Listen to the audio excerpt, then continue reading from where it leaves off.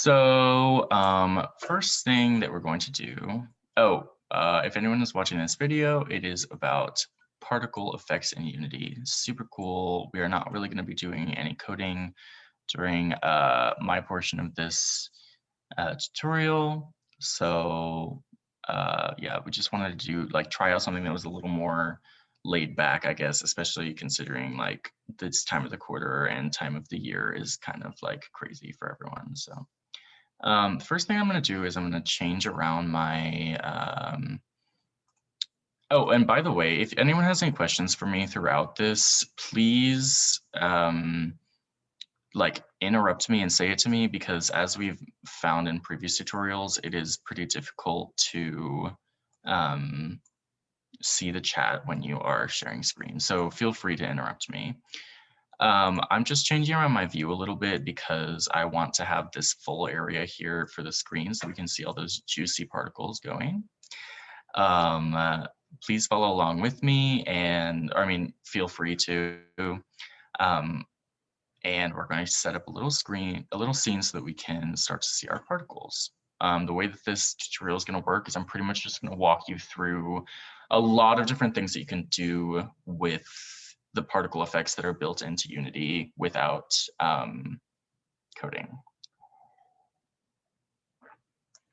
So first thing that I want to do is I want to create like a little area that I can use to I'm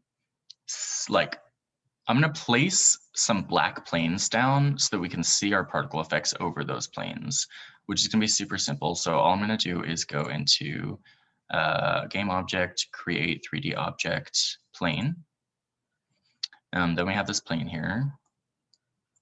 And I am going to make it bigger, hopefully. So let's go like 20 by 20 by 20. Let's see. That was kind of large. Let's do just 10 in this direction, or Y is up, so that's not going to do anything. Okay, here we have this. I'm going to create a material that is black just to put onto here. So I just tend to create a new folder for my materials whenever I make them.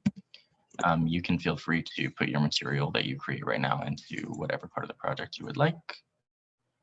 But I'm going to create a material over here. Did everyone see how I did that? Do you guys know how to do materials? Yeah. Okay, cool. I'm going to change this material to be black. Did that work? No, it didn't. And then let's just make it a little metallic just for funsies. And then you can drag this onto here and you have a black background. I want to copy this plane and make another one so that we have two planes. And then this second plane, I'm going to rotate on x-axis. Let's rotate it on the x-axis just to give us, nope. Let's rotate it on the z-axis. Give us like a background, and now it's backwards. So if we make it negative, will it fix it? Yes. And then I'm just gonna move this back and move it up. So basically, like what I just did was I just created something that we can see our particles on. You guys can feel free to do like whatever version of what I just did that you would like. Something else that is kind of cool is if you change the detail albedo on this, you can change it to this, I believe, and it will, nope, I had the wrong one. Which one is it that you changed the UV mark? Or like the image of it? Do you actually go into the albedo? I can't. Whatever, it doesn't matter. This is not particles. Whatever, I'm not a materials expert. So let's get into the actual particles part. You have these planes here. I literally only put them there so that you could see stuff. What you're going to do now is you're going to go into Effects, Particle System. That is, I right-clicked over here I went into effects and I went into the particle system. You could also do that up here from game object, I believe.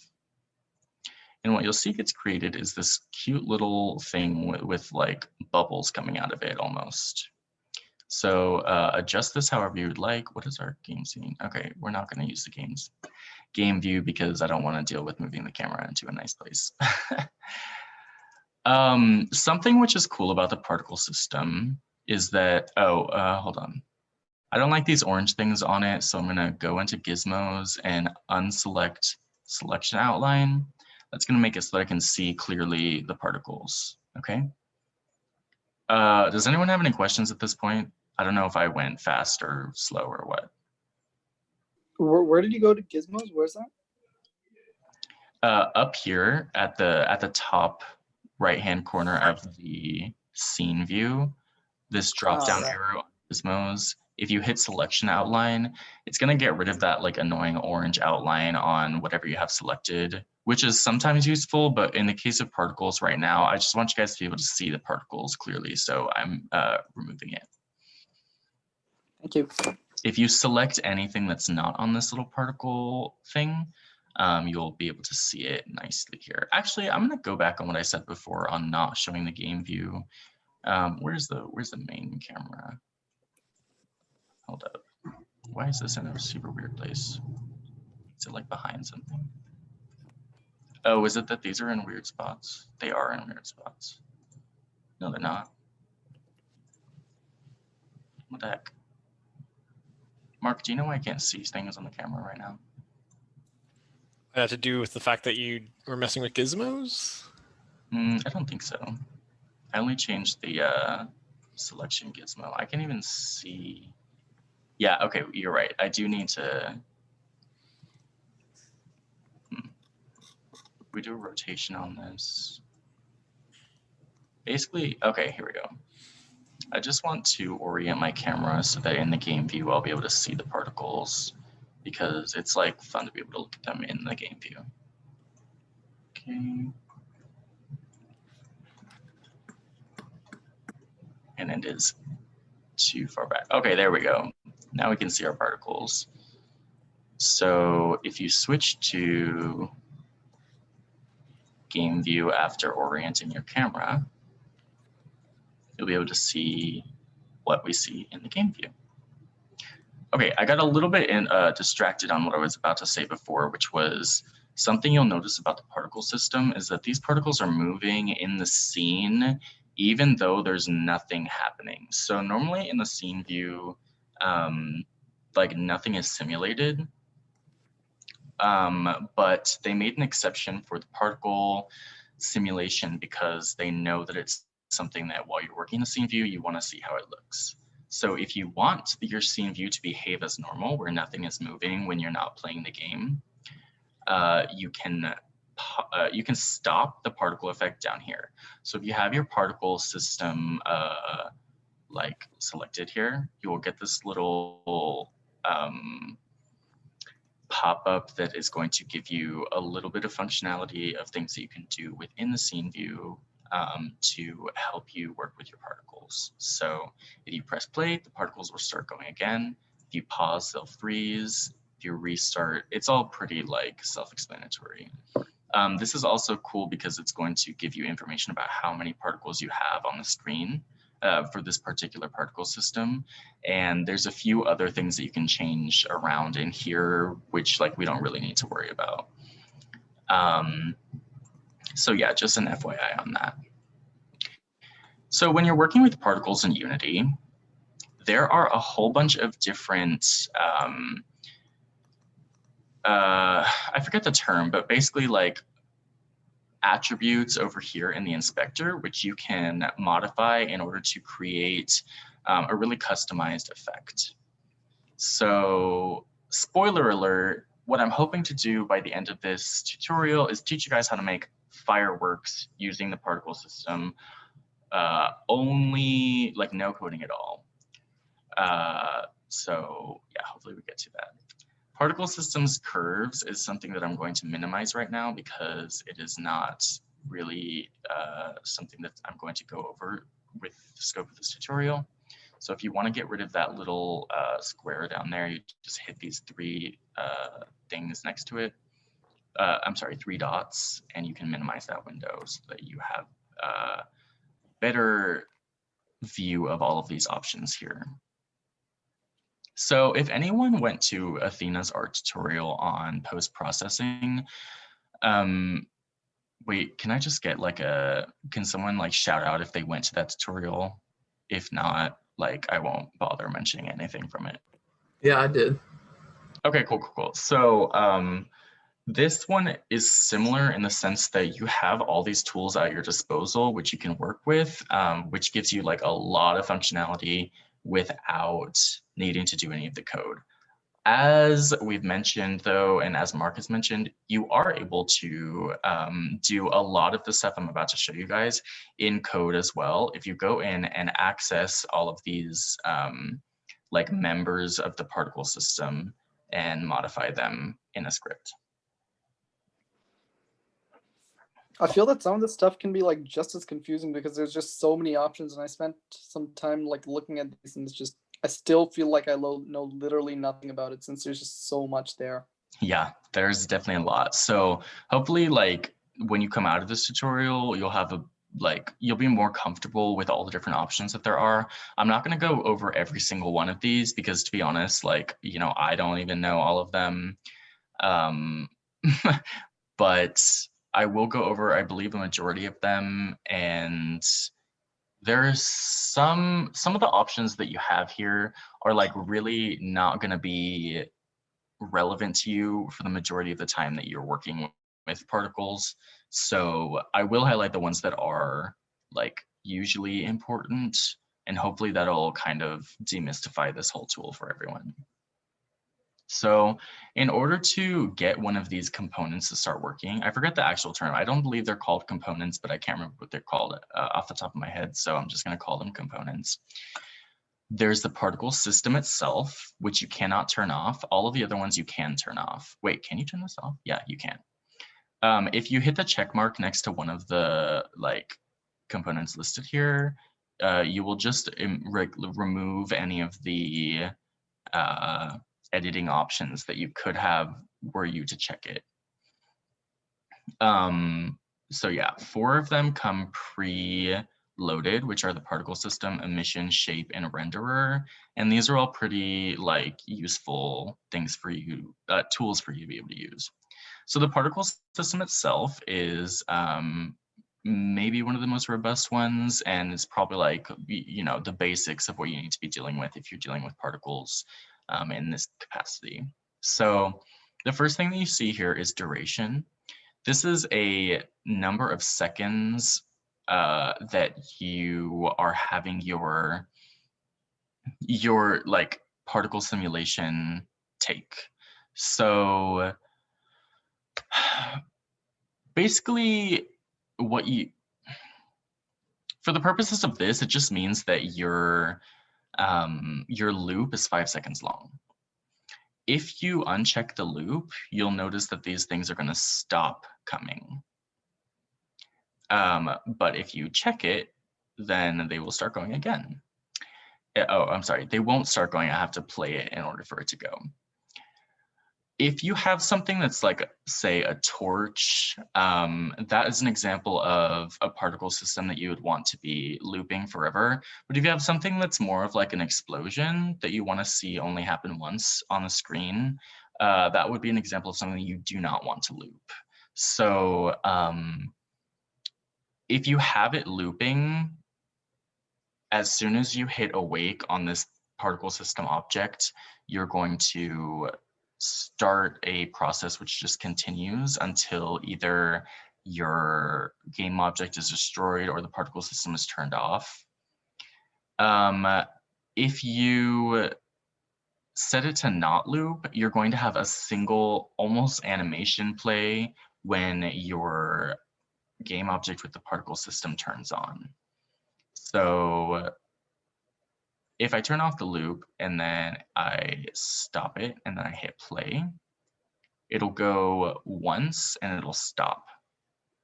If you'll notice, the playback time, once it hit 5 seconds, everything stopped. That's because the duration of our particle system loop is only 5 seconds. So it simulates doing our thing for 5 seconds. If we made this number smaller or larger, it would behave accordingly. Pre-warm is an action that you would add only if you're looping on something. And pretty much what it does is it kind of, as soon as you turn on the animation, it's not, okay, I shouldn't call it an animation because that's separate from animations in Unity.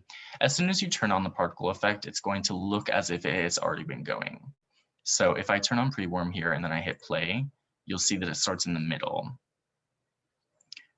So that can be useful, you know, in a variety of ways, depending on what you need. Start delay is, I believe what this is if you put a number here, let's say 2, it's going to wait 2 seconds before it actually starts playing your loop. So if we hit play here, 2 seconds in is when it starts. So this can be useful if you're doing like perhaps several particle systems overlaid on top of each other. Let's say you were making an explosion, like let's say when your enemy dies, it like goes up in flames and then there's like a sparkle after the flames. This would be really easy for you to implement as 2 separate particle systems which are kind of overlaid on top of each other. But if you want the sparkles to happen after the explosion of flames, you can really easily just set this start delay on the sparkles so that they don't all happen at the same time. Any questions so far? We've only gone through like the first 4. Nope. Okay, cool. Start lifetime. So what the lifetime means is, and I'm just gonna put it on a loop because I wanna be able to see it going. Oh shoot, I need to turn off the start delay. Lifetime indicates the lifetime of a particular particle. So if I were to make this 2, then any of these individual particles are only going to last for 2 seconds. See how it only goes that far? If I were to make it, let's say 10, they would theoretically last for 10 seconds. Oh, no, they do last for 10 seconds. I was thinking that they might get cut off by the duration, but they don't. So they're just gonna go out into the air and float until 10 seconds have passed, and then they're gonna die. The reason it says start lifetime is because there are ways that you can modify the lifetime of the particle later on, and this just means like what the value for the lifetime is set to as soon as you leave the origin of the particle effect. Start speed is going to be the speed that your particle is, you know, this is pretty self-explanatory, the speed of your particle when it leaves. So if I set it to 10, they're going to go faster. If I set it to 1, it's going to be like unbelievably small. Yeah. Also, guys, like feel free, you're probably already doing this, but feel free to like mess around with your own particle effect while I'm talking, because I think it's like honestly pretty fun to mess around with all these types of things, and you can come up with some pretty creative stuff. 3D along those start lines, size. Evan, Oh, sorry. might be worth mentioning the little drop down at the side too. The sorry? The drop down at the side of all of these might be worth mentioning as well. Oh, yeah. I'm sorry, I totally forgot about that. That is very important. So this over here is a way for you to modify, I think they're called modifiers.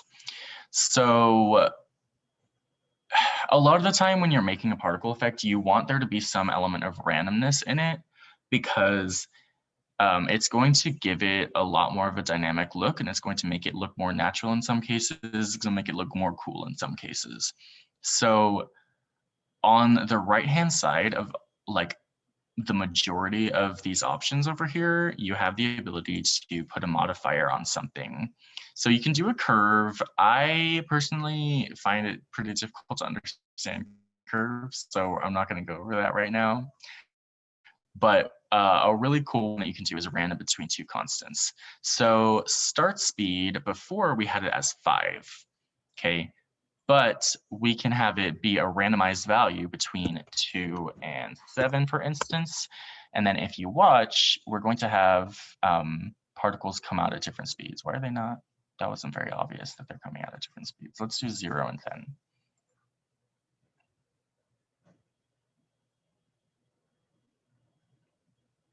Oh, okay. It's because I'm doing the lifetime. I was like, what the heck? These are all the same speed. Lifetime will be 5. Let's keep it at this. Oh.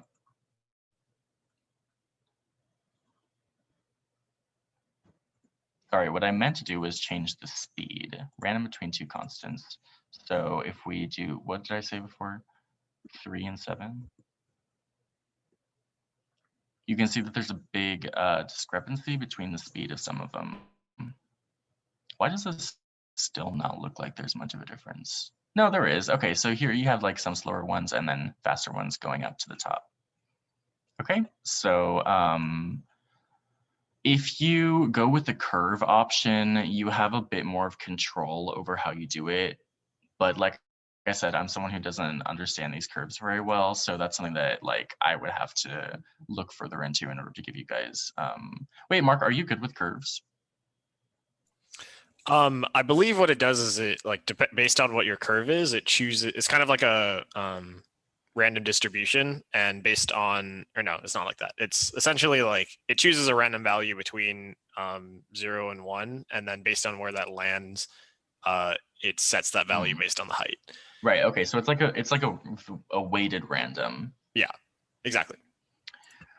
3D start size is something that you might use in some circumstances, but for purposes of this, it's going to make your stuff look really weird. Basically, you can change the size.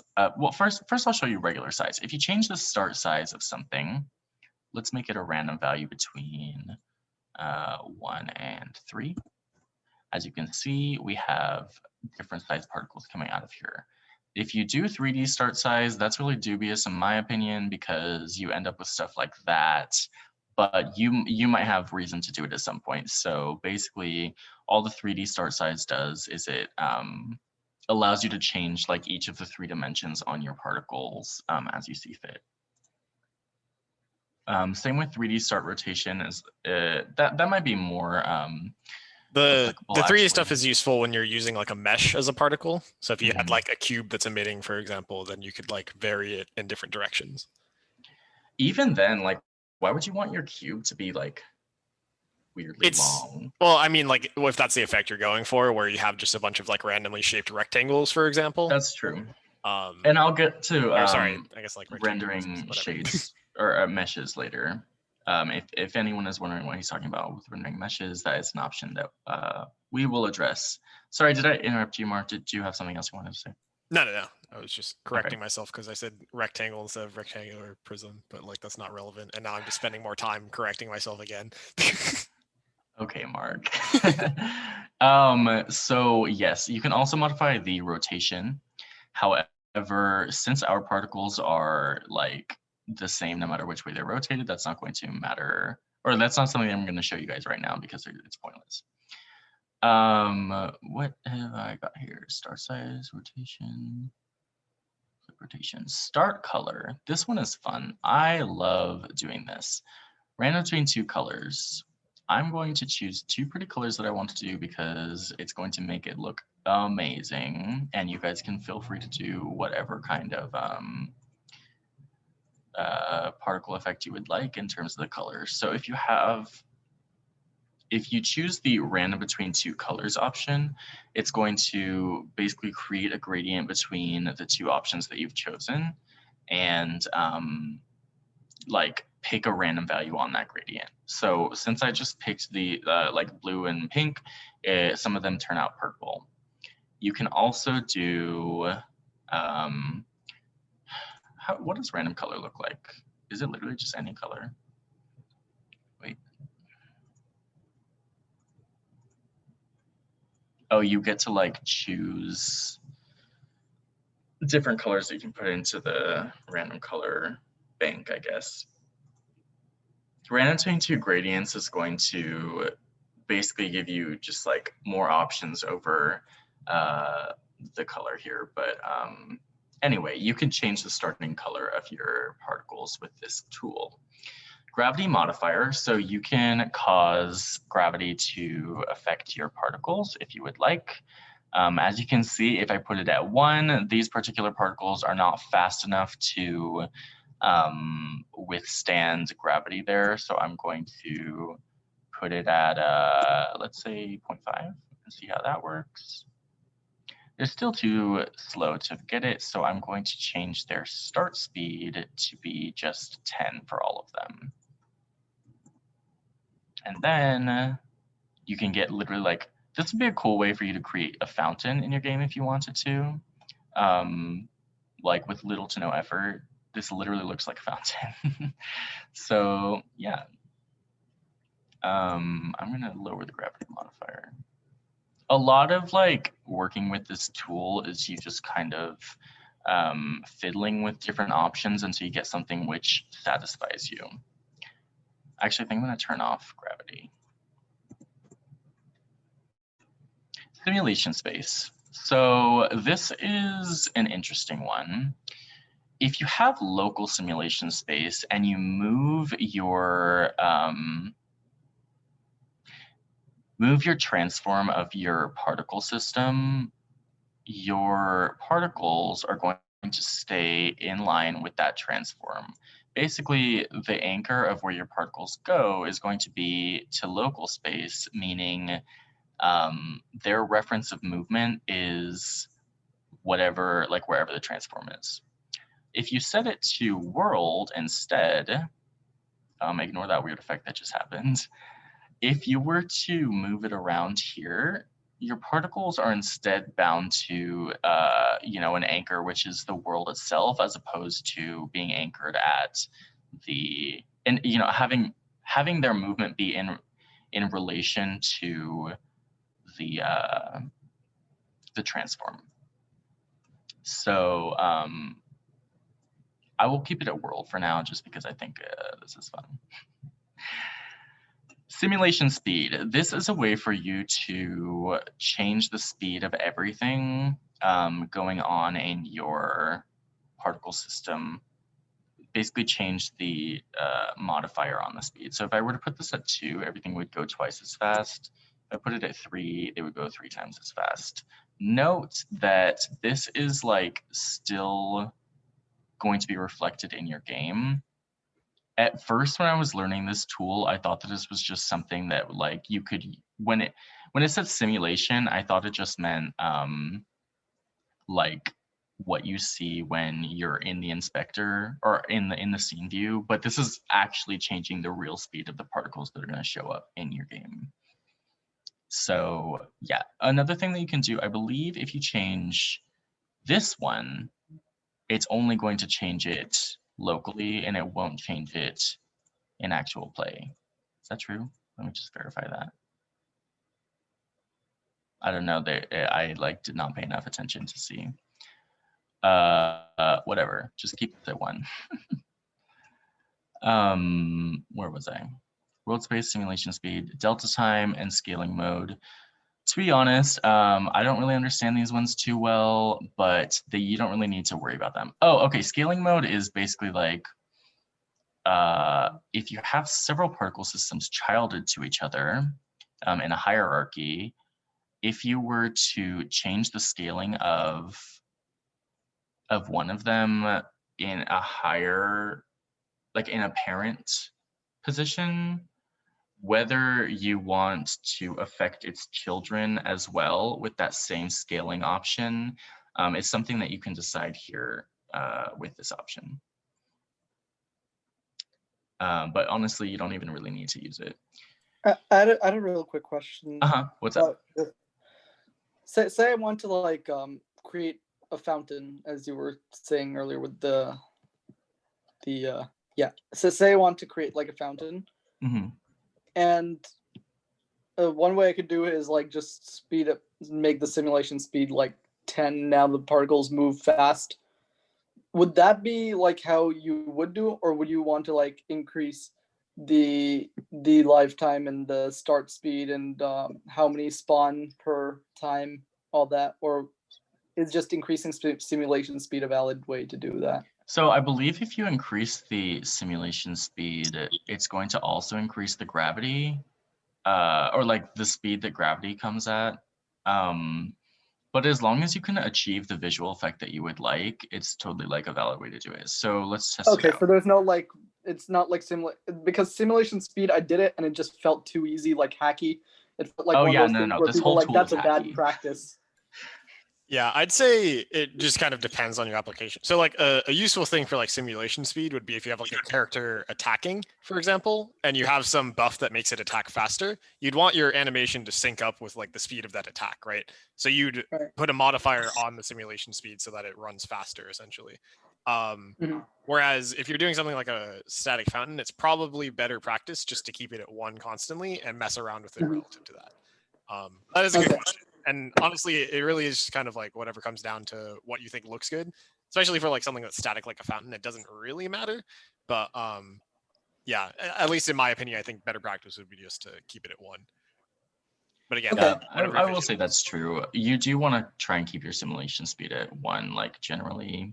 But then again, like if no one's checking, like you can do what you want. Yeah, I we're all did about say hacky practices here. this tool, as I said, is pretty hacky. You do want to be aware though of how many particles you have on the screen at once. Like don't go too overboard with all of this because some of these tools can actually like have a big effect on your performance. So that's just something to keep in mind as well. But like, you know, every game these days has options for you to change the settings on your like particles or whatever, whatever it may be, post-processing as well, in order to like make it easier for a particular computer to you know, render the game. So that is also an option available to you if you really are like dead set on having super cool particle effects. Mhm. Where was I? Scaling mode. Okay, play on awake. Correct me if I'm wrong, Mark. I believe that there is a like a function in scripting that you can call to start the particle system. Is that true? Yeah, I believe that actually refers to when you awaken an object, like if you hide. No, no, no, no, no. I know. So Oh, I see. like, Oh, yeah, no, there's a separate function to like play an animation. Yeah. so normally if you have play on awake checked, what's going to happen is if you instantiate like, let's say a prefab of this particle system, as soon as that object awakes in the scene, it's going to start playing. But you can uncheck this to have it not start playing for reasons that like are up to you when you're making your project. I believe you would have to call it in script in order to start your particle effects. Yeah, that's true. In that case. Also note that there's an asterisk on this. The reason for that is for some reason, if you have particle systems childed to each other, which is something that's going to become relevant later on, when I tell you guys about sub-emitters, everything in your parent-child hierarchy of particle systems is going to have the same play on awake setting for some reason. I'm not sure why they did that. Maybe it like helps mitigate. Oh, actually, no, it makes sense because like if you awaken a parent, you're going to awaken all the children if they were already awake. So it can help handle some like annoying stuff. Not exactly sure what this one does, so we're just gonna skip it. I believe it just gives a rigid body to your particles. That's true, Mark? I'm not sure. This If you hover over the description, it'll tell you. Okay, yeah, that makes sense. So it's basically, are you using the particle system to determine the movement or the additional velocity, or are you using the so rigid imagine body if you are like looking at gravity to be a big part of your particle movement, you would want to have the rigid body. because they play better with physics than if you're moving with just the transform. So you're telling me that every particle here has its own rigid body attached to it? No, Yes. it's well, No? no, because it's just using the velocity of the object that is on to calculate where it should move, essentially. So you can think of it as like if you have like a smoke trail, for example, do you want to give it velocity that's tied to the object, which would in most cases be yes, or you could just leave it. Mark, are you sure they don't each have a rigid body on them? I'm pretty confident they don't, because that would be very like a huge performance hit if they did. Wait, so why does it say emitter velocity rigid body? No, it's asking if you like hover over it, it's asking which it's using to calculate its velocity. So it's saying, do I refer to the transform that this object's on for my initial velocity, or do I refer to the rigid body on the same object? So if your object that you have this particle on has a rigid body, it'll grab information from that rather than the transform. Okay, so if there was a rigid body attached to the object and not like the particle system. Yes. So if you had like a game object that has both a rigid body and this particle on it, then you would you could choose between them, essentially. I believe that's what it is. I'm not confident, but. So if you manage to like disconnect like put the object in one place, but the rigid body in another place, because like ladder or whatever in a different place, it would stick to the rigid body if you had rigid body selected here, right? Not the object itself. Let me believe test this. So. We're not clear on this particular option as much as we are on all the other options. So it seems pretty niche anyway, so that'll ever need to use it. I'm Max testing particles is going to possibly could put a cap on how many particles you can simulate with your particular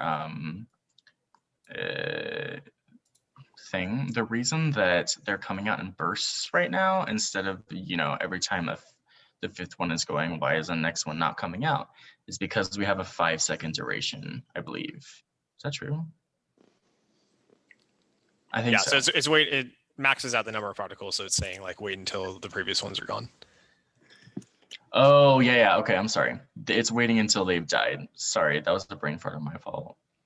But 1000 is like fine for our purposes. If you have something where your performance is taking a hit, you may want to look into having less particles on your screen. So that was a way to limit it.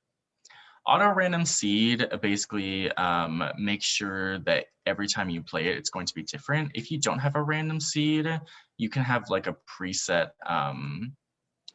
You can set your own seed in order to create the particle effect. If you guys remember from our, or if you just know what seeds are in general,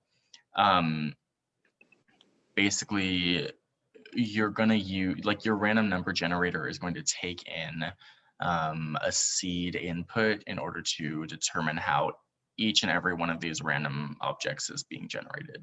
So I would stick to auto random seed for here. But for the purposes of your project, you may want to have the same animation every time. So sure.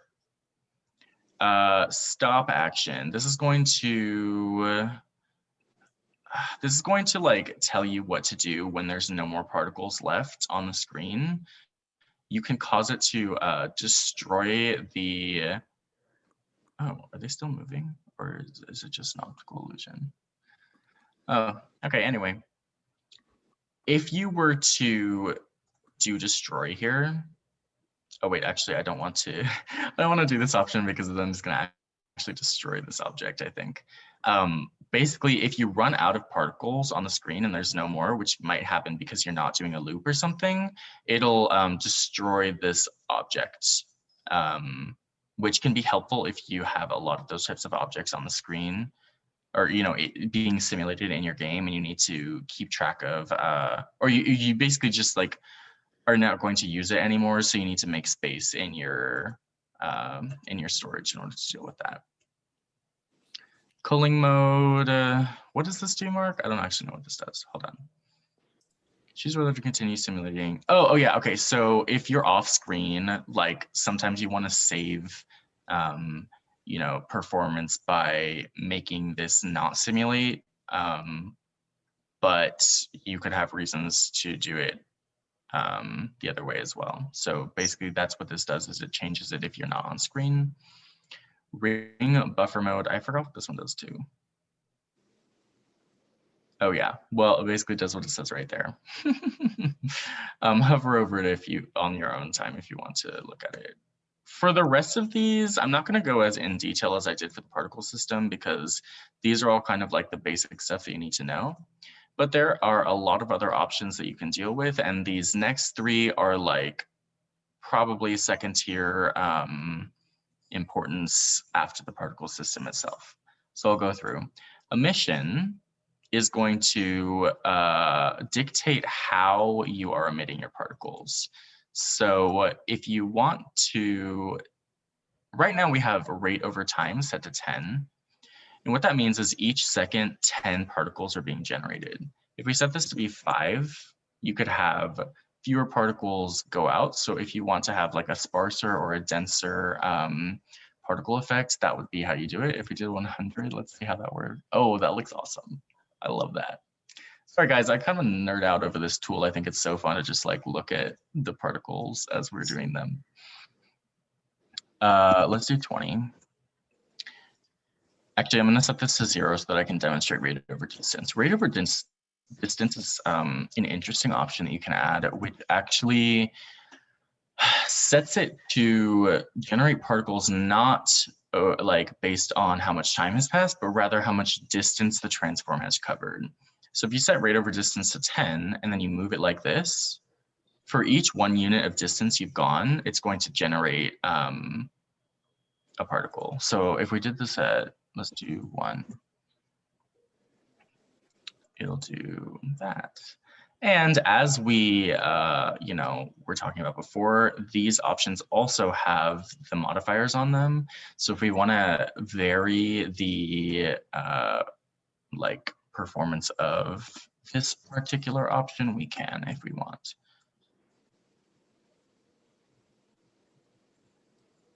Yeah. This would be rate over distance might be something that you would use if you perhaps you have like a sea creature at the bottom of the ocean, and every time it moves, it's going to like make bubbles come out of it, you know? Or let's say you have like a rocket that's being shot, and each time it moves across the screen, it needs to like have smoke come out of the back. So there's a lot of different applications that you can use for each of these tools. We're going to set it back to rate over time. And I'm going to do, I don't know, 15. Okay, actually, sorry, I just set it back to 0 so I can show you guys bursts. Bursts, these are the last thing in the particle system, or I'm sorry, in the emission component, but this is going to let you shoot out a bunch of particles at the same time. So I'm sure you guys can imagine like reasons why this could be useful in a game. I guess maybe if there's like puffs of smoke coming out of something, like a smokestack or something, or someone's like smoking, or I don't know. All of these options over here you can use to modify like different aspects of this. So if I were to have 100 particles come out, wait, did that work? Let's make it bigger even. Let's do 200. Yeah, so 200 particles are generated during each burst. The time is going to, yeah, I believe this is similar to the start delay that we had in the other one. Cycles, shoot, I kind of forgot what this is. This is going to tell you how many times the burst happens over the course of the lifetime of your loop. That's what it does. So if you do 2 cycles, and let's say that you had like it not be looping, and you did it. Oh, that didn't work how I thought it would. Is it because the time was different? 2 cycles, hold on. Oh, were they like they were too close together for me to even realize that they were there. So interval is the number, it's like the amount of time between cycles. Okay, yeah. I was like, why is there only one? It's because they were too close together. This probability over here, you can modify it to, I mean, it's pretty self-explanatory. If you don't want there to be like a 100% chance that the burst will actually occur, you can change the probability. But 1 is going to indicate a 100% probability. I'm changing interval, and it doesn't seem like the time between bursts. It's still bursting very frequently. Do you have your like your speed modifier up on one of the other things? Because that could be messing with it. Wait, which speed modifier are you talking about? The simulation speed over here. If you set it to Simulation 1. speed. No. In the particle system. Okay. It could just be interval. Repeat the burst every n seconds. What is the exact problem you're having? Your duration of the animation has to be longer than the actual particle effect. That's true too, yeah. So Oh, if you have gee, if you have the okay, duration at that like makes 1 sense. second, it's gonna reset it every second. Yep.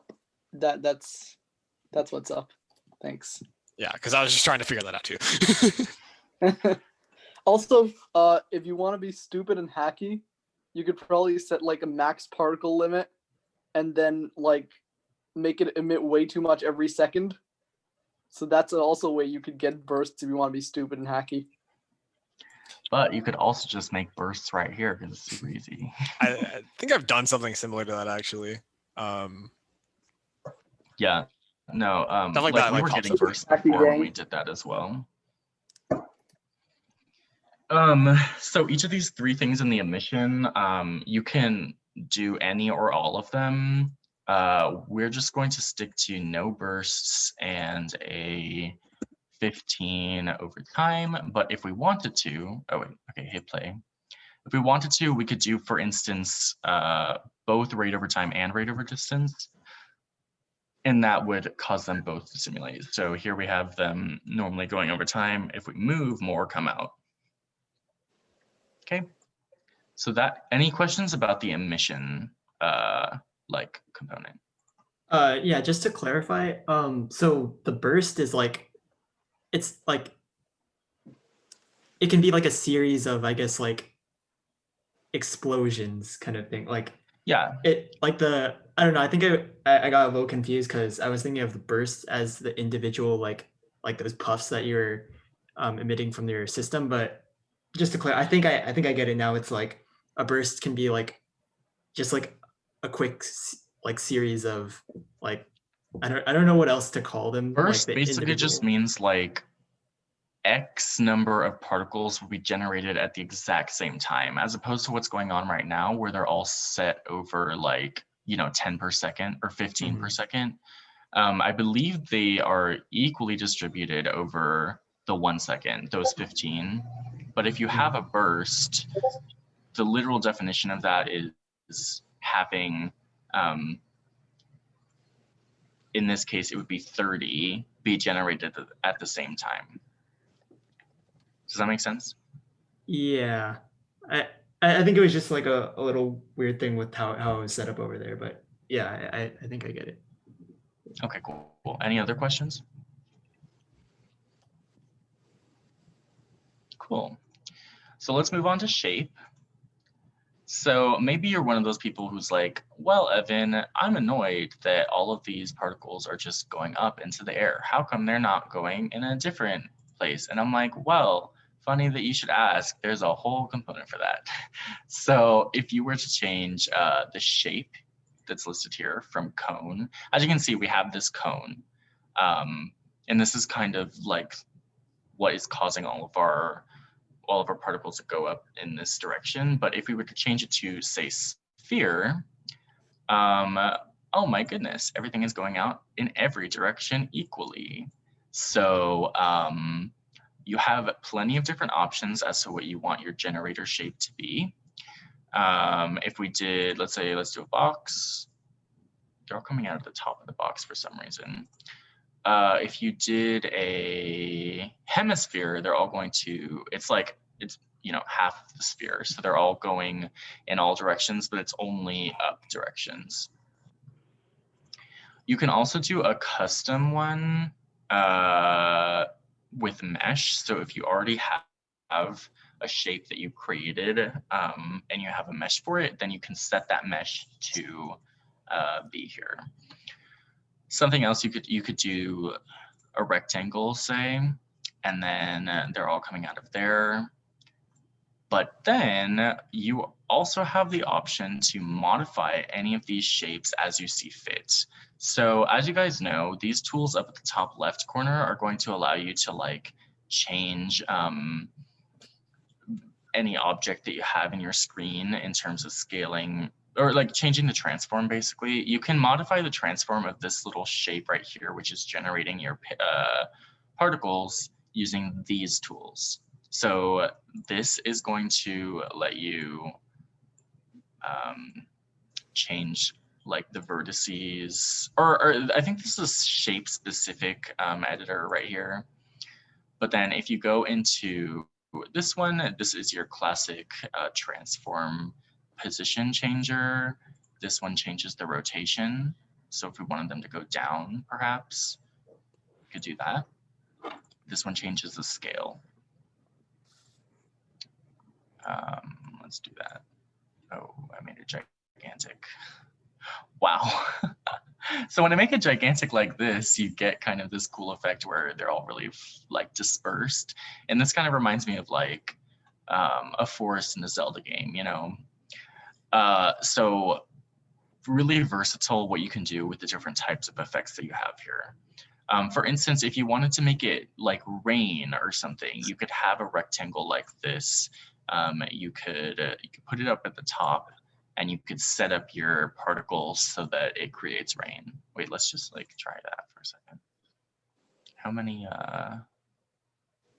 where is my like max number of particles? You think this is gonna work, Mark? If I do that? I need them to be. Whoa, wait, what are you trying to do?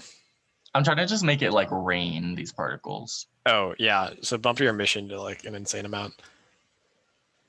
Oh yeah, that's what I had to do. I'm done. I should probably even do like more than that. Make it like light green and you can get Wind Waker vibes. Yeah. Wow, this is like creepy spores falling from the sky. My FPS. Make it yellow and you can get Fungal Waste Hollow Knight vibes. Yeah, so Hollow Knight does a really great job using the particle system, and I believe it's made in Unity as well. So they literally did like exactly this. I watched a whole video on. I think it's like by game. It's by one of the Dans who does videos on game animation. Dan Root, I think he did a whole video on how Hollow Knight uses particle systems. Awesome. You should low-key link that video so we can watch it. Yeah, I'm searching it up right now. It's actually a really good one. Okay, so I'm gonna go back to a cone just for the purposes of demonstration. But as you can see, you can modify your shapes however you would like to your heart's content. And then pretty much all the other options in the shape component are pretty much like just gonna tell you ways that you can modify your shape. So these are ways like numeric values that you can use to do the stuff that I was doing down here. Oh, for instance, if I wanted to change, wait, can this play? If I wanted to change how this cone, like let's say I think it's too wide, I could just go in here and change that, and then all of a sudden they're coming out at a very small angle. But if I wanted it to be super wide, I could do that. And these are things that I believe I can change with the radius and angle stuff up here as well. This right here, the emit from thing is going to set it so that you can have them emit not only from the base right here, but anywhere in the volume of your three-dimensional object. So if it's kind of hard to see because this shape is so small, but some of these particles are like generating up here versus if you were to change it back to base, they all start on this. So just options that you have for creating your stuff, you know, more options the better. When I put it back to that, and yeah, all of these things are just allowing you to modify this base shape that you have right here. Okay. Okay, we're already an hour in, wow. So any questions about the shape?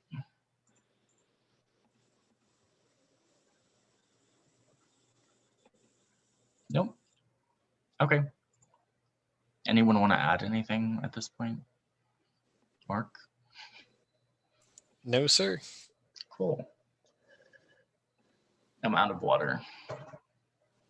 Okay, so this over here, renderer, is how you kind of change what the specific particles are going to look like, among some other things as well.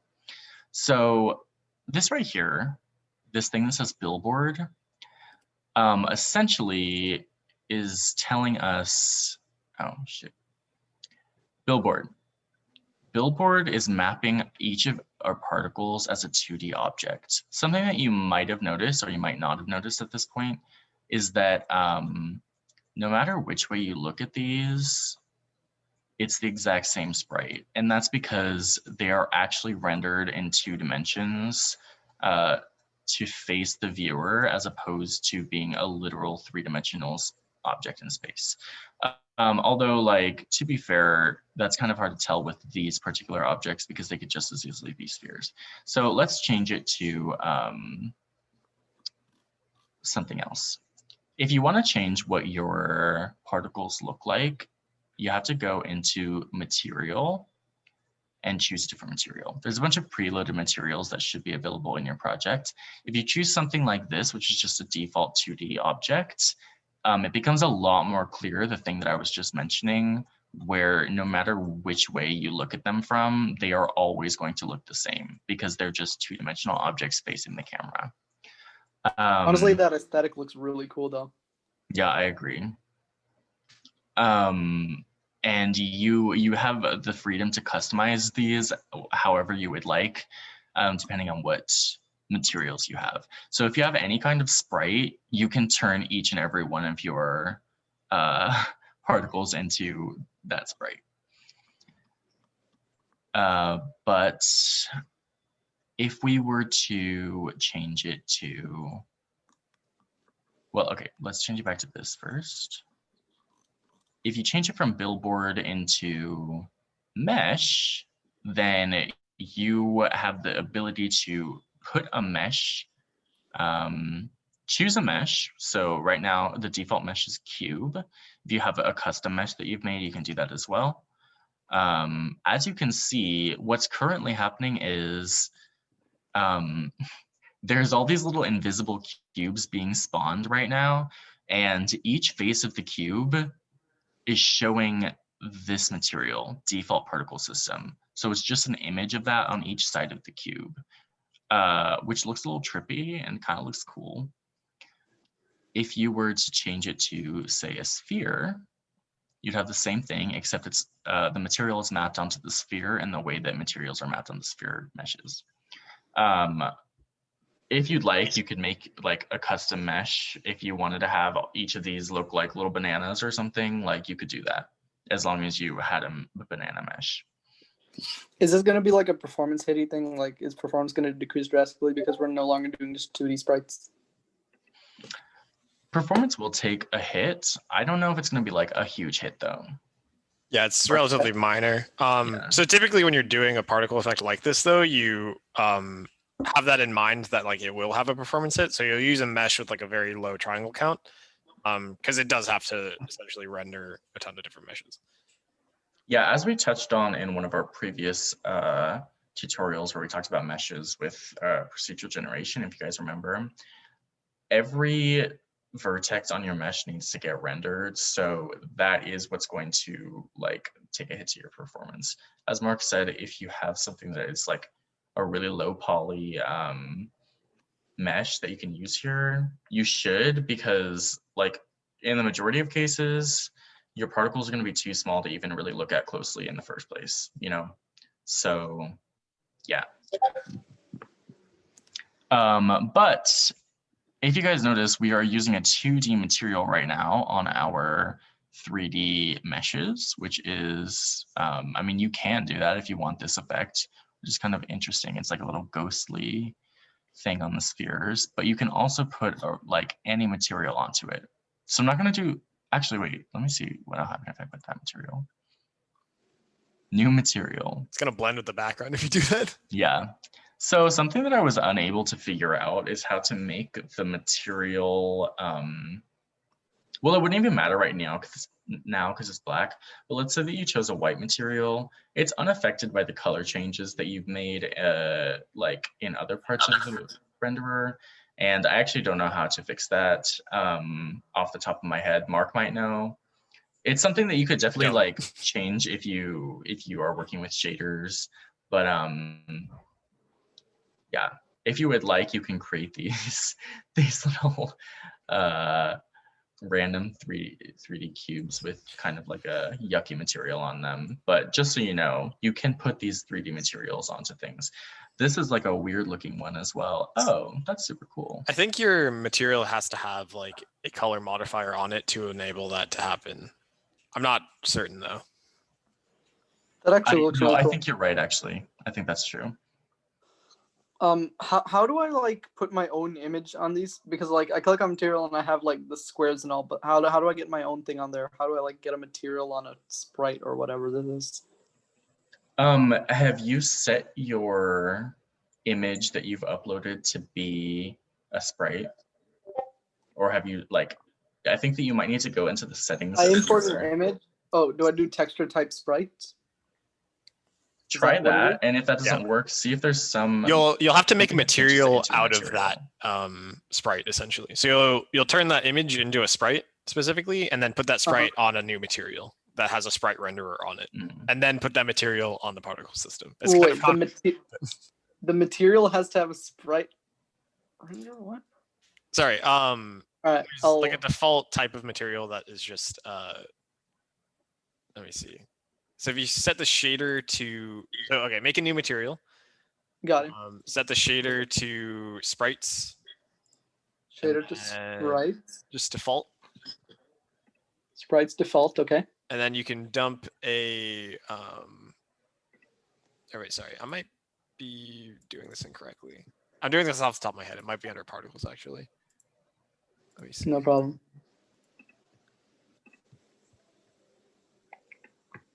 No, okay. I think it should be like, you may even be able to just drag.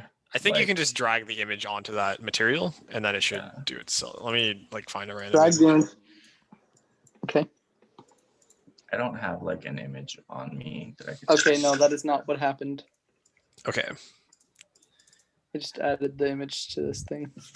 I should have checked how to make your own 2D materials before doing this. I'm looking it up right now. But as you can see, this particular material, which came built into, you know, it's like preloaded, has some really cool shader stuff going on with it, where like depending on your distance away from it, it's going to have a change in the color. So we've applied that material to our spheres, and it now applies to each of the particles. Super cool. Crazy. But I'm gonna go back to a billboard because I think it looks better. Hold on, where's my stuff? Particle system over here. Oh yeah, sorry. As far as like adding a new material, you should go to. Let me double check that this isn't outdated. 1 second.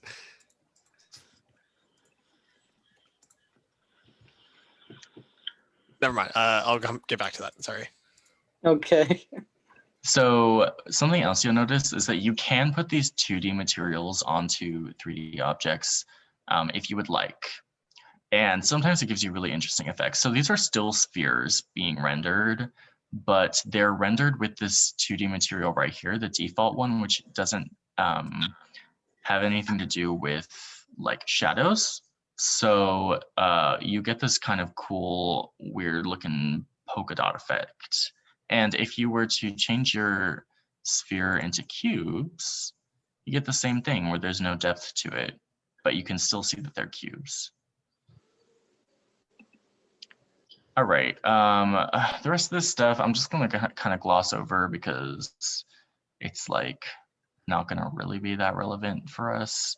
But you can pretty much like experiment with the rest of the stuff in this renderer area as you see fit.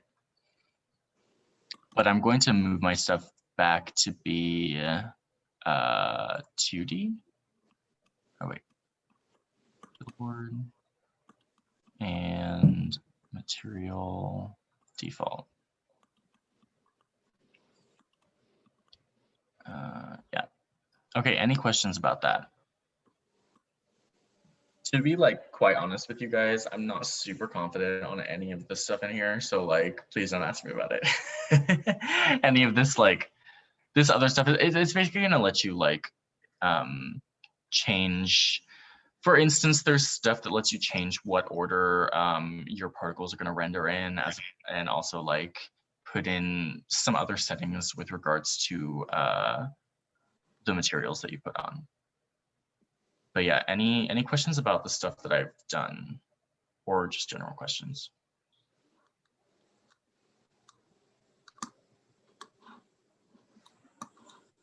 Did you guys figure out that material thing to put your custom sprites onto your materials or your particles? I'm still looking into it because I found like a You can resource that definitely was do it because like I've 5 done it years before. old. No, I know, I've done it I know there is a way to do before. it because In a previous project, I definitely did that.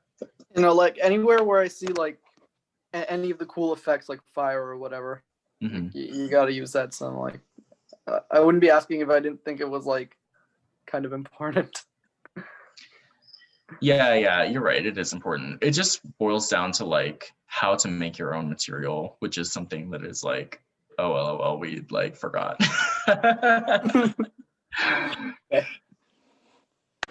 But Mark is researching it, and I think he's going to get back to us, right, Mark? Awesome, yeah, thanks. give me a couple of minutes. So in the meantime, I will run over a few other of these things. So those 4 were the ones that come by default, and they're pretty much like you probably want to have them active for like one reason or another. The rest of these things are all pretty optional in terms of they're more niche and tailored toward the type of thing that you're going to want to do. Hold on, let me lower this down so that we are not going up into the, I'm going to lower the lifetime too, I think. Okay, so this. Was there a question? Sorry, no, that was just me searching up a YouTube video and then it playing while I wasn't muted. Sorry. Okay.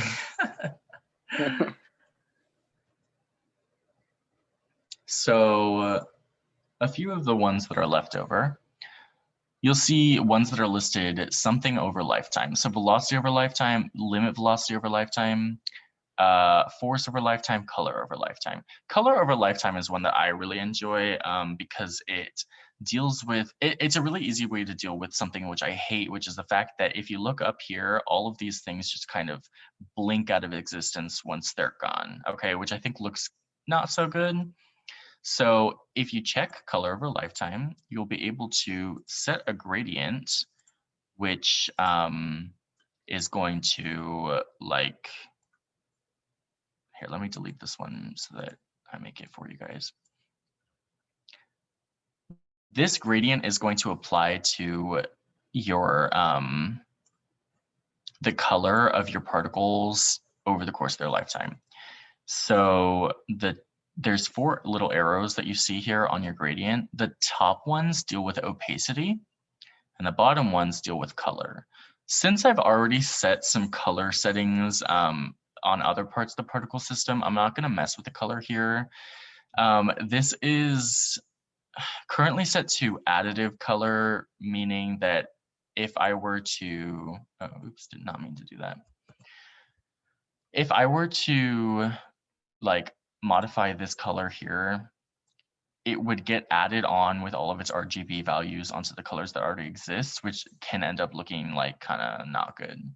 So for instance, if I put orange here, everything like doesn't necessarily look orange. Although this is kind of a cool effect. As you can see, over the course of the lifetime of the particle, the additive color goes from orange to white, meaning down here, there is an orange component to what all these things look like, but up here, there isn't. So I'm just gonna set that back to white for now. What I really wanna deal with is the opacity. So the starting opacity, we want it to be fully opaque or opaque. Did I say? I don't know which one of those is correct. I'm not. Opaque. Opaque. Can't believe I said opaque. Change this to fully transparent over here. So it's just the alpha. If you set alpha to 0, you then see that we have this effect where they fade out of existence as they go up, which I much prefer to what we had before. But you might say, oh, I don't like that they are starting to fade so early on. I want them to like keep their color for the majority of their lifetime and then have it fade out really quickly at the end. So you can actually do that by moving this arrow over to the side, and that modifies your gradient accordingly. So up into this like proportion of their lifetime, they're going to, that's when the gradient is going to start. So as you can see, they now keep their color for the majority of their lifetime, and instead of blinking out in that really annoying way that they did before, they go away. And you can, I believe you can save this as one of your presets. I forget how you do that though.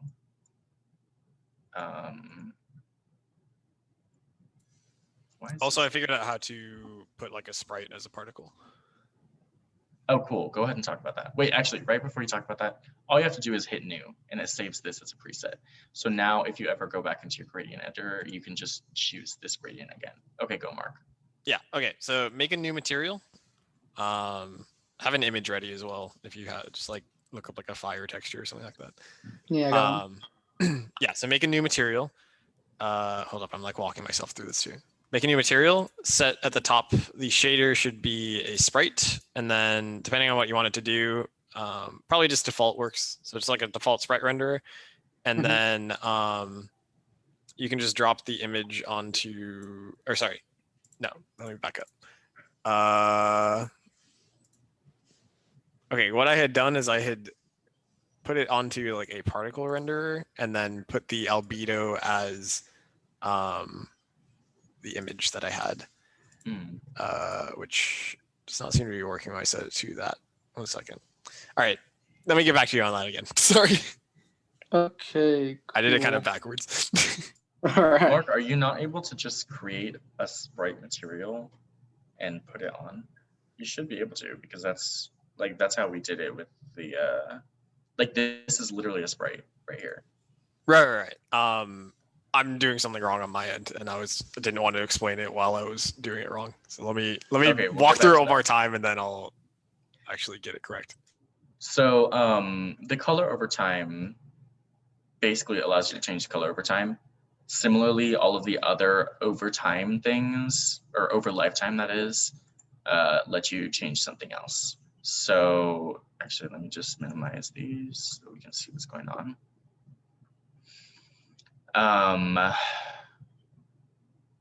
For instance, velocity over lifetime, if you were to modify this linear velocity in the x direction, what is that going to do? Oh, we can't see I it figured because out how to it's do the closed. material thing. Yeah, how do you do I it? just went to material, went to particles, additive, and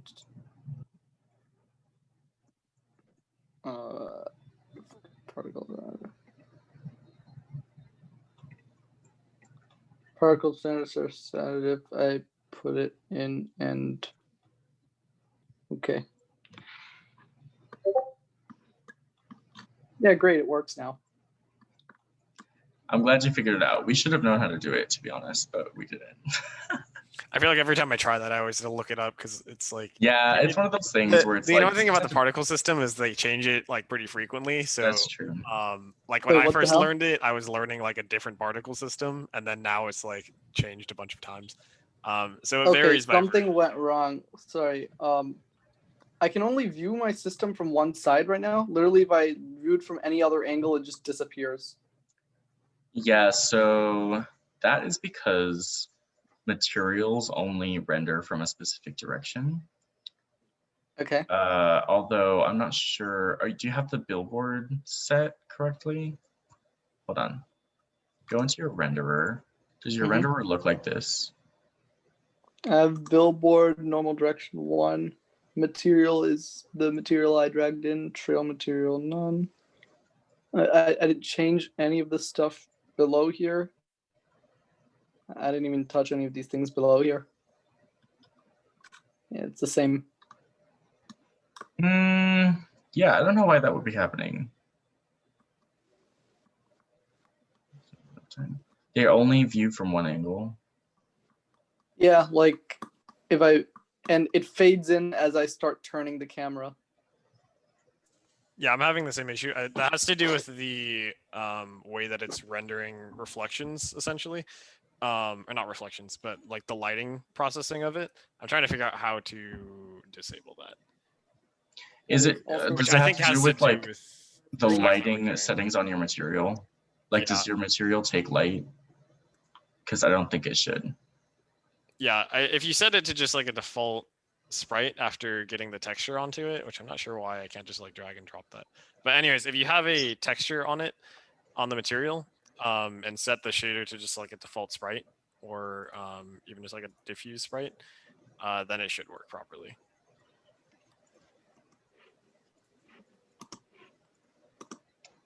Sorry guys, I totally should have like included how to integrate your own image onto one of these particles during this tutorial, but it slipped my mind.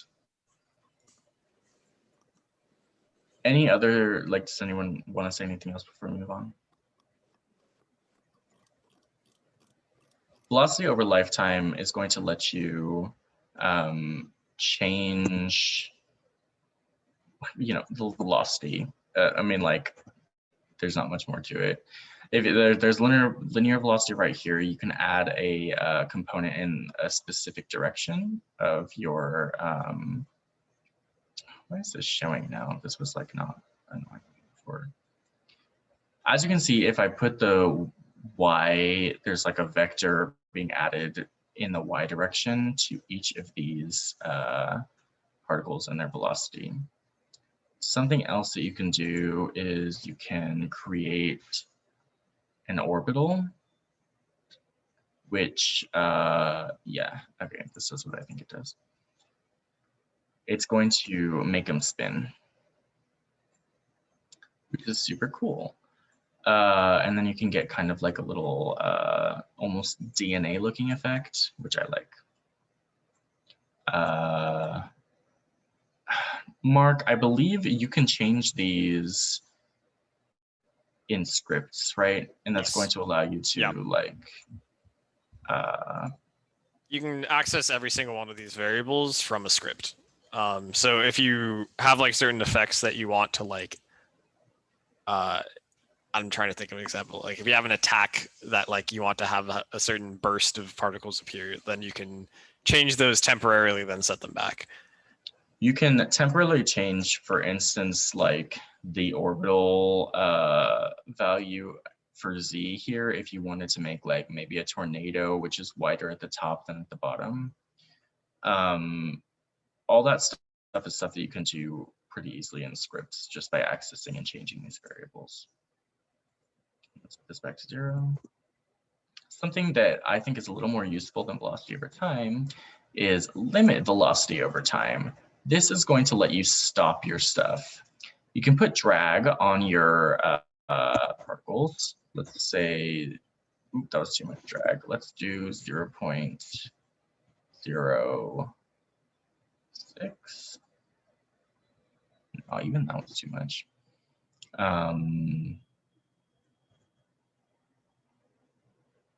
So here, it can cause particles to slow down. Here, if we do like a super fast particle system start speed, let's say 20, then if you put drag on it,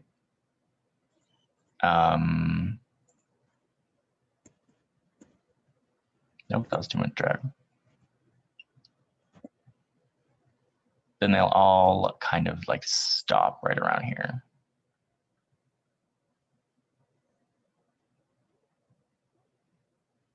Oh, the reason that some of the, okay, yeah. I was like, why is this looking weird? Multiply by size is causing the bigger ones to have larger drag. So that's what I was like, why are they like so messed up right now? If you do this, you can get a cool effect where they're faster at the beginning and they're slower at the end. Unchecking multiply by size is going to make your drag not actually like calculate how it would normally in physics, where if they're bigger, they would go at a different speed. Okay.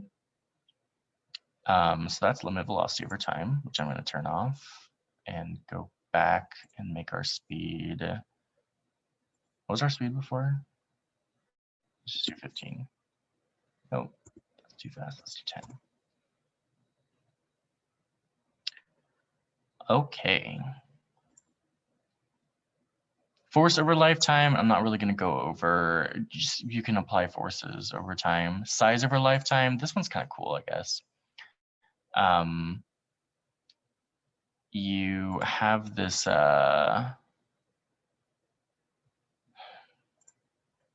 you do random between two curves, we can do like 5 over here.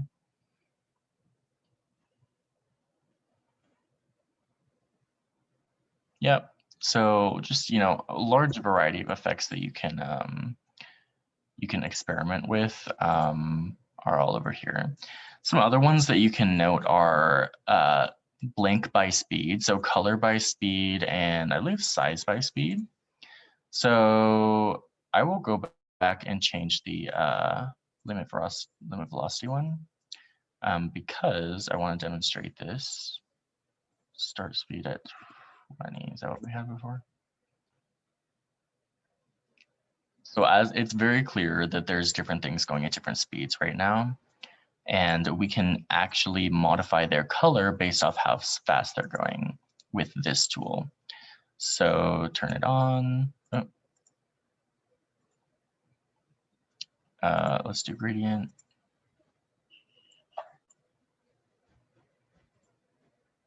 I'm literally just choosing like random values right now. That's not going to show up, is it? Let's do red to green.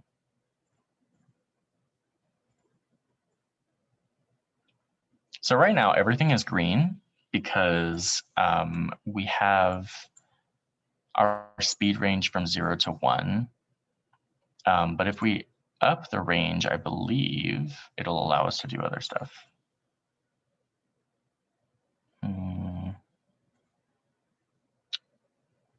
Is this gonna, I'm wondering if this is like to the actual speed or what. We have speed in the defined range to a color. Yeah, this is gonna be 0 to 20. Cool. So since our starting speed is 20, like this side of our gradient is defined by everything that's 20. But as you can see, very quickly they start to slow down and then they lose the green and start to go red. And you can do the same thing with size over lifetime. Although I actually I haven't used this tool before, so I don't actually know what you're doing here. Size from 0 to 1. Have you used this one before, Mark? What am I looking at? Saying? Oh, you're looking at something else right now? Are you Yeah. still trying to figure out the thing? Yeah, okay, size over lifetime, I'm not actually sure about this one, but you can modify the size over the... That makes more sense when you have just like a default Oh, I'm sorry. size. The that reason I starts was at 0. messed up about that, I was like, size over, what's going on? I meant size over speed, and size over speed is the one that I was trying Oh, to say. essentially it's like depending No, on I know how it works, but I Yeah. was like really confused by it because it wasn't showing me what I wanted to see. Oh, yeah. You can figure it out. Yeah. So basically, like, these are things that you can modify over the course of the time. I'm now seeing that we don't have much time, so I'm gonna actually skip out on demonstrating that and just move on because I want to get to the stuff at the end, which is going to take like a little bit of time, but I'll go over 2 more of these before we get to that. So first, let's go over noise. Throwback to our first tutorial where we learned about Perlin noise. This allows you to implement Perlin noise into the behavior of your particles. So as you can see, as soon as I turned on this component, it caused all of the things to start wiggling. And this is because this bit of noise right here is influencing their movement. So if you change the strength modifier on here, it's going to change like how much they're actually affected by it. And you can go kind of ham on it. It was at 1 originally. Frequency, I forgot this, wait, what does this do specifically? This is like how smooth it is. Okay, yeah. So if you zoom out, it's going to be smoother because, okay, higher frequency causes you to zoom out on your image of the noise, which is going to make it have like less of an impact, or less of a defined difference between the impacts. Let's put this back at 0.5 where it was. Scroll speed is fun. This is you moving between, like basically it causes the noise to change over time, which I think you should definitely have if you're implementing noise into your particles. I'm not actually sure what damping does. Strength is proportional to frequency. Okay, seems cool. If you guys remember octaves from the other tutorial, is there anyone here who like did not see the procedural generation tutorial? I was there for like an hour and 15 minutes, and then I had something else. So I Okay, didn't get quite so the- you probably have the like a code, good but idea of what I'm talking about then. So it's cool. yeah. If you guys remember from that tutorial, octaves just means overlaying multiple like noise images. So we can modify our noise that way. High quality is like, this is something that you would change if you are dealing with, what was that? Did someone say something?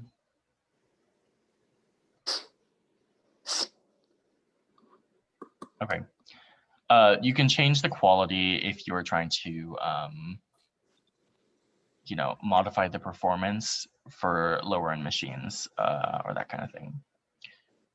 Yeah, so basically if you want to put turbulence into your particles, you can implement the noise. I'm skipping over the rest of the stuff in there so we can get to the fireworks. One more thing, collisions. This is a cool one. This is why earlier I was thinking they each have a rigid body, but I guess that doesn't make sense. Basically, collisions allow you to make each of these particles behave according to physics, where if they hit something, they're going to actually hit it. So let me change limit velocity over time. Let's put gravity back in so that we're gonna get the fountain effect. So as you can see right now, everything just falls through the ground right here, but you can change that in the collisions. So what you can do, first of all, is you can set the type of collisions to world, and then pretty much if they hit anything, they will bounce off of it. Okay, but this can be really taxing on your game just because there's a lot of calculations going on here, and like pretty much at each moment it's checking for every particle, it's checking if it hit any of the game objects in the scene. So it kind of has to loop through every single game object that is in your scene to see if the particle is hitting it, which is like going to be a big deal if you have a lot of game objects. So I don't recommend using world if you're doing this type of thing. You should instead do planes. So luckily, we already have some planes in our scene, which we could just put in. So this plane is called plane, meaning if we drag plane into our list of planes that have that will be interacted with by the collision component, you can see that now all of these things bounce off of there, and it's super cool. And you can change the bounce factor if you would like. If you don't want them to bounce at all, see, they no longer bounce. This is another one of those things which you can do the random between two constants, which is awesome. Here we have like a nice little small amount of bounce. Yeah, and then all these other things are like, you know, other options that I'm going to gloss over right now. Any questions? Any questions about like any of the stuff that we've gone over so far?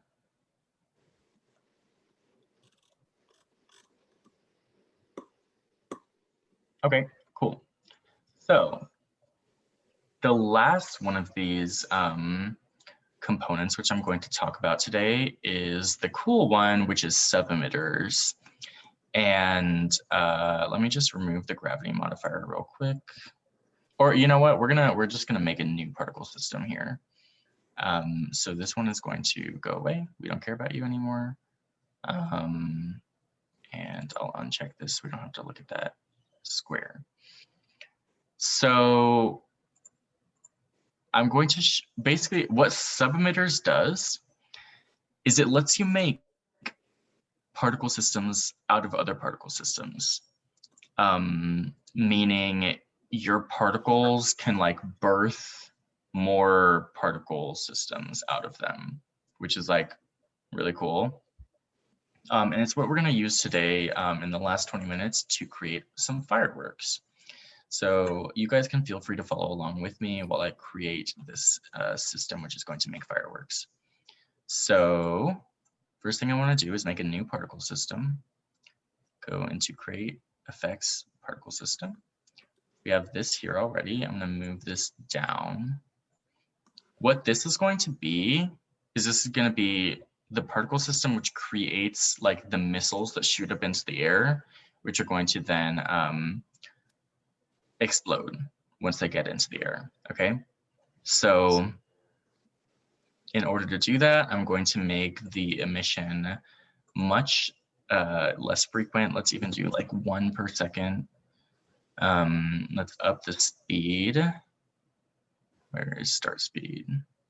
Start speed, let's do like 20. I want to change the shape so that the cone is significantly skinnier.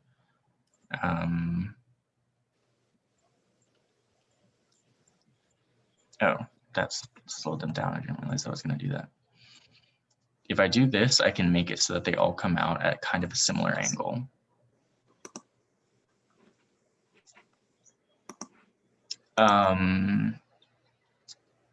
If we want, yeah, I'm going to change the color over time as well.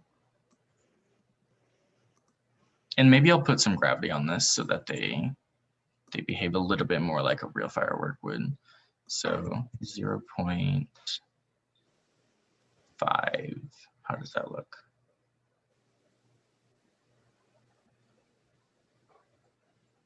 I'm going to do 0.3. Let's make the lifetime quite a bit smaller than this. 2.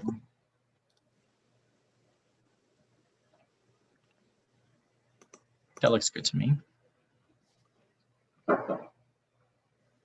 And yeah, I guess you guys are just like following along with me. So I should tell you how to do the actual sub-emitters right now. If you turn on sub-emitters, you can create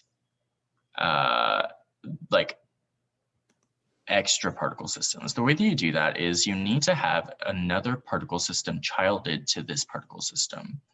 So go into effects, particle system, and child it there. I guess I'll name this missiles, and I'll name this fireworks.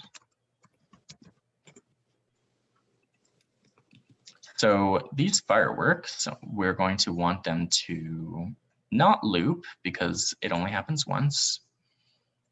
I'm going to make the lifetime like 2 seconds as well. We want them to explode in a circle, so I need to change the shape into a sphere. Am I going too fast for anybody right now?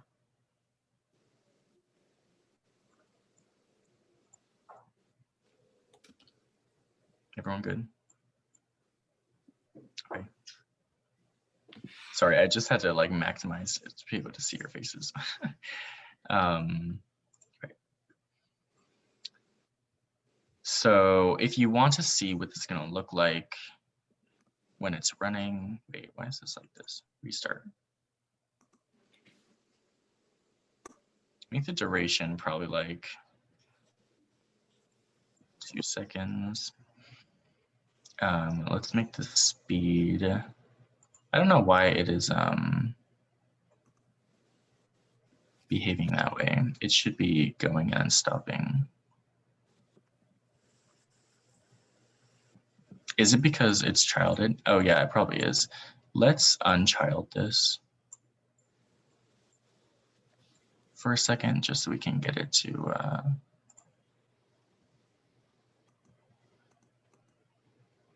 okay, yeah. So if you have the fireworks unchilded and you make it not looping, if you would like, anytime you want, you can run the animation again by hitting this if you don't have looping on. So I'm gonna go change the colors. I'm actually gonna turn on looping for now, just so I can like keep seeing what's going on. Let us change the speed as well. Speed can be 20. It's gonna start.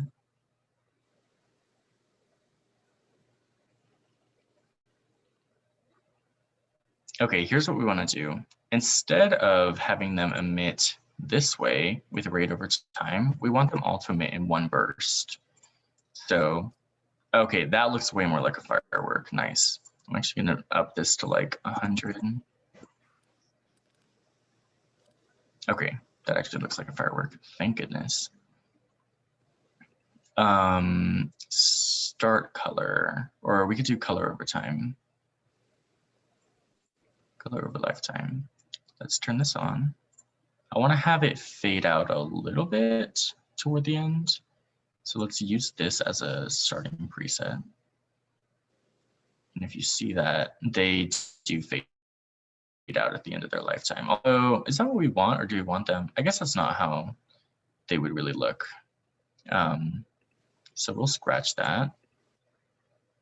Put this back at 100. And you guys can feel free to like make the visual whatever you want right now. I'm just pretty much like playing around here. I will show you guys the sub-emitters process now, because I just realized that we haven't been doing that. Turn off the fireworks loop. Then you can play it like that. Transparency on the gradient. I had it saved as a preset, but if you want to see again how I did it, color over lifetime, go over here. The top is the opacity.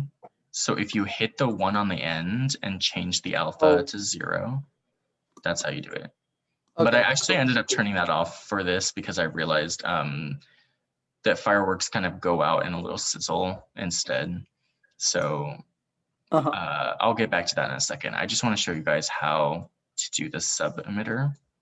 So make sure that you have fireworks childed to missiles. Down here in the sub-emitter, turn it on. Instead of on birth, you want to say on death. What this means is you're going to create a new particle system whenever any of your particles dies. So you can move this fireworks, drag it into there. Fireworks cannot be assigned as sub-emitter. Okay, that's weird. That didn't happen to me earlier. Unchild it and try it again. Oh, is it because I'm on fireworks instead of missiles? Okay, select missiles. Go to here. On death. Okay, that was weird. I had the wrong one selected. Now, if you drag fireworks into here on missiles, it'll work, but they need to be parented. That is, missiles needs to be a parent of fireworks. So it'll just, you can do that as you see fit. And then now you can see we're getting fireworks. Woo! So these ones, I'll change the color so you guys can see. Missiles color will be like yellow or like golden maybe. So here we have little missiles coming out of the bottom and they are exploding into giant fireworks, which, yeah. You can basically, this is just like a simple example, but the sub-emitter, where is it? It's down here. Sub-emitters are really powerful because they allow you to do this type of thing whenever you would have perhaps like, one other example I was considering doing was like raindrops. So if a rain falls down from the sky and it collides with the ground, there's going to be a little splash explosion at the bottom there. And that would be a reason that you would use a sub-emitter. You can also use it if you're making like a waterfall or if you're making like several types of, you know, like if you're shooting things at something and then they want to explode on impact. Basically, there's like a lot of different things you can do with sub-emitters, and it's really powerful. So yeah, that's pretty much like the extent of the stuff I have for this tutorial. I'm just gonna go around and like start trying to make my fireworks look better. But does anyone have anything to ask or to add? For the explosion particle effect, for some reason when I parent it to the fireworks system, it like doesn't show. I'm not sure if I messed up a step or something. But like the particle effect doesn't play. I might have not. I'm not sure. Do the sub-emitters need to be checked on both of them? No, they don't. So missiles is the only one that needs to have a sub-emitter. Fireworks does not. So if I uncheck sub-emitters here, it doesn't matter. Missiles down here on, you need to set it to be on death, produce a fireworks particle system. So you need to drag a fireworks from the hierarchy over here into this. Did you do that? Yeah, I did that, but I'm not sure. Okay, check your fireworks particle effect. And what does it look like when it plays? When it plays? Well, when it's a child of the missiles, it doesn't play, but when I take it out, it does play for some reason. Interesting. Do you have...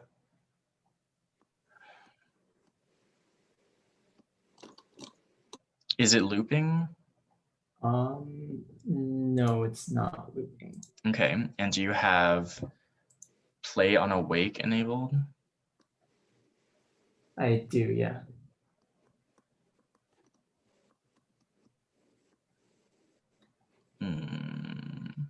Mark, are you here? Do you have any ideas of what could be wrong?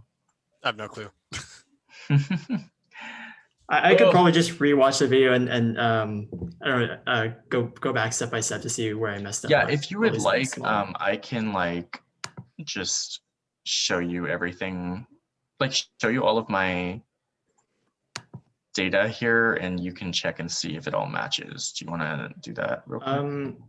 Yeah, sure. I guess so. Let's see. All right, so this is my missiles object. Let's see.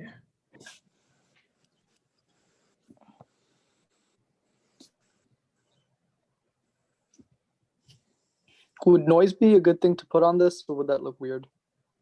I think it would look weird. What it would do is it would make your okay, well, to be honest, actually, it could be fine because there are some fireworks that kind of like explode and then go kind of all over the place. But what it would happen is it would make your fireworks kind of like wobble as they come apart. Let me lower the lifetime on this. It might not be a horrible thing though. I'll try it out, see what happens. Yeah, so for that part, it looks the same for me. Okay. Let's go down to emission and shape. Do you have all of this? Yeah. Okay. And then you have this sub-emitter set up. Is your emit probability on 0 possible? It's at 1. Okay. Just like that one.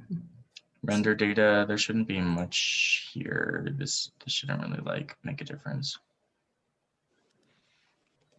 Okay, and then when you have fireworks childed, do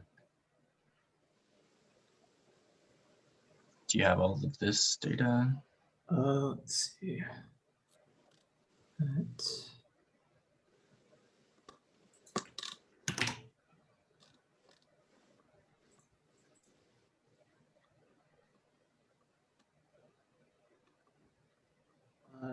Are you getting like an error in your console possibly? Oh wait, no. Oh, okay. I see. My particles were going so fast that they were like exploding super high in the air, and I just didn't see them. Sorry, my bad. That's really funny. Yeah, it's good. Yeah, that's why at the beginning I was like, oh, we're gonna need to like put this black background up because otherwise it's really hard to see. All right. All right. Yeah. Thank you. Yeah, no problem. I'm just gonna mess around with these fireworks for a little while. I had a question on world versus local space. Why would you want to use? Oh, whoops! What did I do? Why would you want to use local other than world? Like, I just don't see. Like every time I'm using it, I just automatically switch it to world. I don't see why local is useful. I think if you have like something inside of a moving car, for example, you might want to keep that relative to the car rather than world space. All right, that makes sense, I guess. There's a lot of options here where you kind of look at them and you're like, why would I ever use this? And it's like usually the case that you wouldn't use them, but then you might end up in a situation where all of a sudden you're like, wait a second, I actually do want to use this.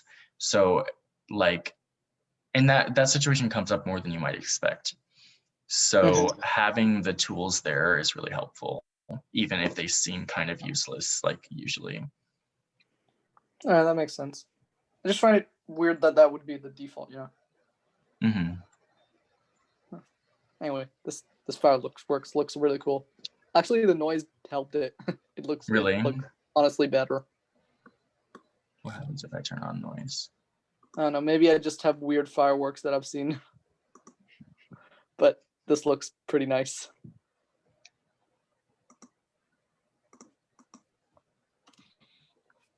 Is it possible to do noise over time? How so? Like at the beginning of it, like when the fireworks is bursting, there's no noise, but as it's fizzling out, it gets very noisy. So like possibly, here, what does this remap do?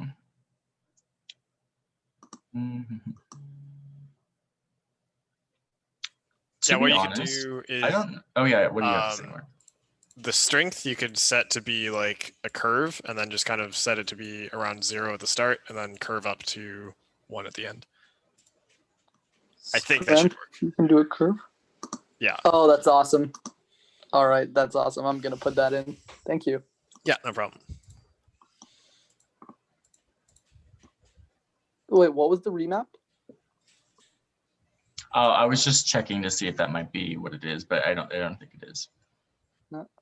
What is it though? I have no idea, to be honest. Remap Okay. the final noise values into a new range. I think it's just it's another way for you to change like the way that you're processing your noise, essentially. All right, that's cool.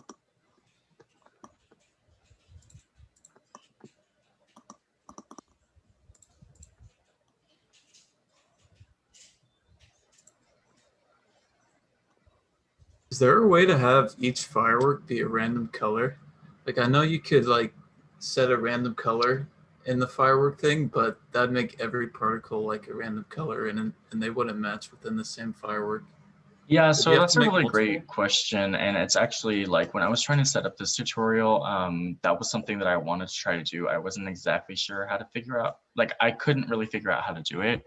But there is something that you could try, which is in the, hold on, let me just minimize this. Something like that would be pretty easy to do with the script as well. But yeah, if there is a tool to do it immediately in the engine, then it's probably easier just to do that.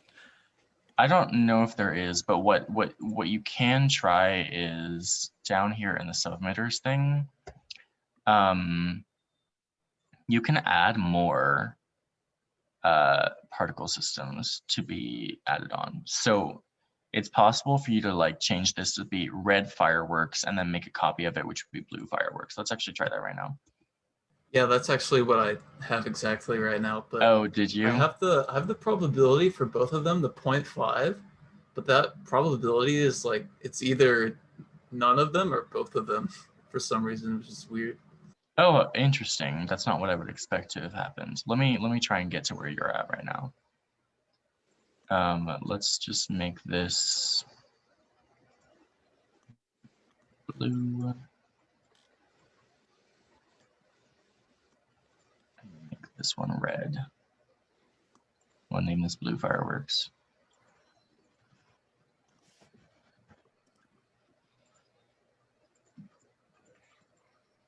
I tried the strength curve thing and it actually looks really cool. It fizzles out with like a shake shape. That's awesome. Red Awesome. fireworks, we're going to change to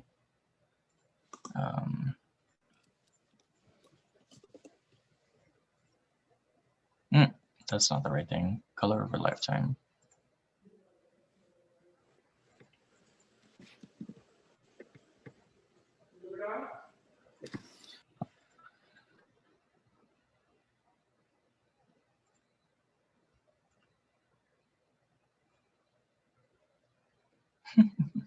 Okay, so here we have both of them coming out. If you change the probability of 1 to 0.5, you said that it's going to make either both of them or none of them. You set both of them to 0.5, yeah.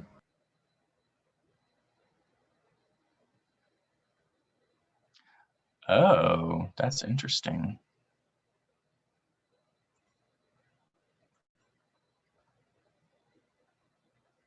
If we did 0.2 on this one.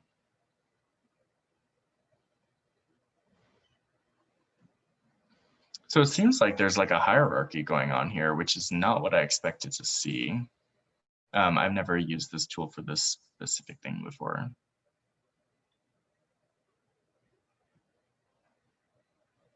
If you move this up, what happens? Nothing. I guess you could have it where you like have two different missiles that do the different fireworks and have them fire at random times. That's true. Yeah, two different missile systems, and it wouldn't even like be noticeable by the player. Mark, what would you recommend doing in code for this? I honestly think this is a better solution than what I was thinking of with like the subsystems. Oh, sorry for like setting the random emitters correctly. You could do something like this with the sub emitters and then just have some random value select between them. So essentially like you could have a function that calls like on death of the original particle, and then have it refer to each of these subsystems and just randomly select one.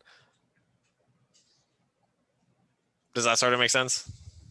Yeah, there is a trigger option on the sub-emitters, which I know how to use animation triggers.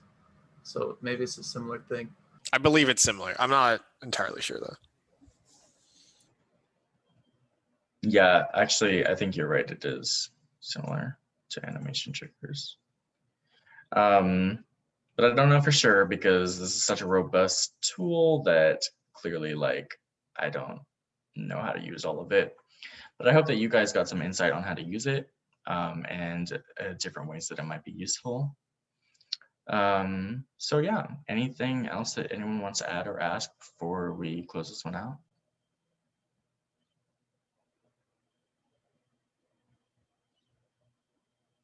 Cool. Did you guys make cool fireworks? Yeah. Oh yeah, they look sick as hell. That's Awesome. All right, we're over time, it looks like, so Mark can go ahead and stop recording now.